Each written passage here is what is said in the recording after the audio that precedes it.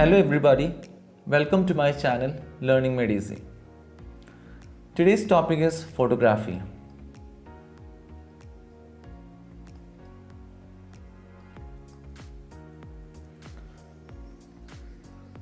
I hope you all are familiar with the term DSLR.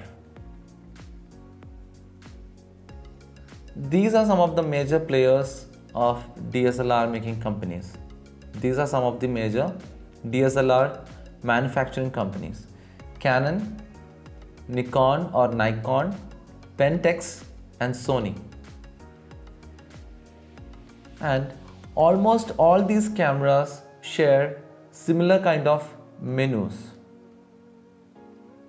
and buttons so that it's easy for the customers to use it. Apart from no matter what the company is, it will be easy for the customers to use it.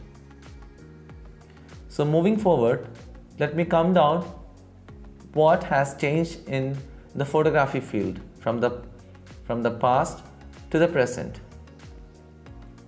This is an analog film. This was used in the photography to capture the images.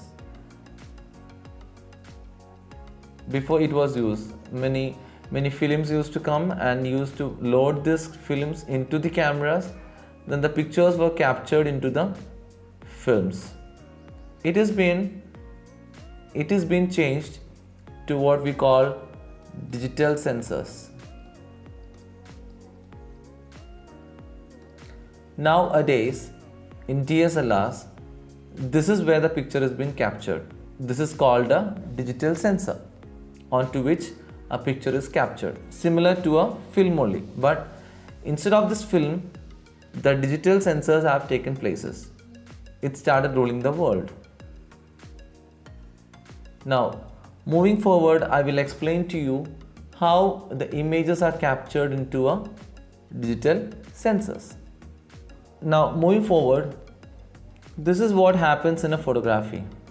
This is how our image is captured into a digital sensor that we discussed in the previous slide.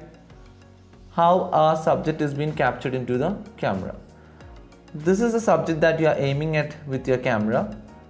It passes through the lens, comes to this mosaic filter, image sensor, then converting this analog to digital conversion. The complete mechanism inside the camera. This is where everything happens inside the camera. Inside the camera. Once this analog signals are converted to digital signals, they are being captured into memory cards.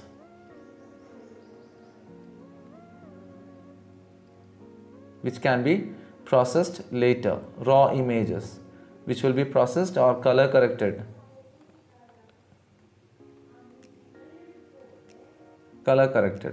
This is the camera. This is the main camera system where everything happens, the complete unit including the lens. This is the main mechanism of the DSLR. What happens is, the light falls on the subject. It's been captured through the lens coming into the camera. It's been converted from analog to digital signals, and they are saved into memory cards, which can be used afterwards as a raw image, which can be processed and be used by the photographer.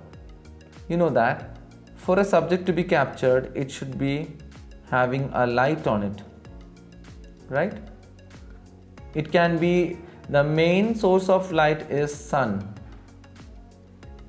The sun gives light, and so that in the physics, what happens is, how we can see an object is, when the light falls on a subject, we are able to see it. If there is no light on that, we will not be able to see it. The same mechanism is being followed in photography.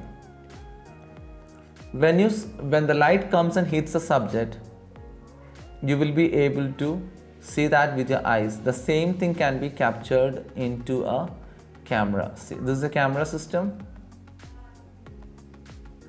The camera captures when there is light on the subject. If there is no light, you cannot capture the image onto the camera. Camera also cannot see it. It can be either sunlight, or you have to give an extra light that can be flash or extra light source.